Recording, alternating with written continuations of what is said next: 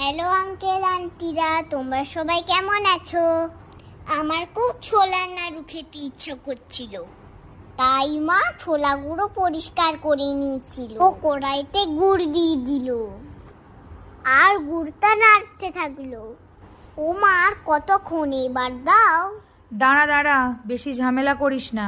গুড়টাকে সুন্দর করে পাক দিতে দে, যতক্ষণ না চিটচিট ভাবটা না আসে। মা, এবার কি করবে?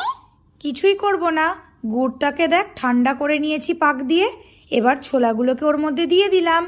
এবার বেশ খানিকক্ষণ নাড়িয়ে চাড়িয়ে অপেক্ষা করব একটু হালকা ঠান্ডা হওয়ার জন্য।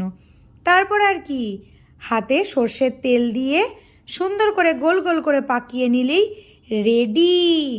এবার তো খুশি তুই? হ্যাঁ, আমি খুশি। চলো চলো চলো, সবাই মিলে তৈরি করে নাও আর খেয়ে নাও সুন্দর সুন্দর ছোলার নাড়ু।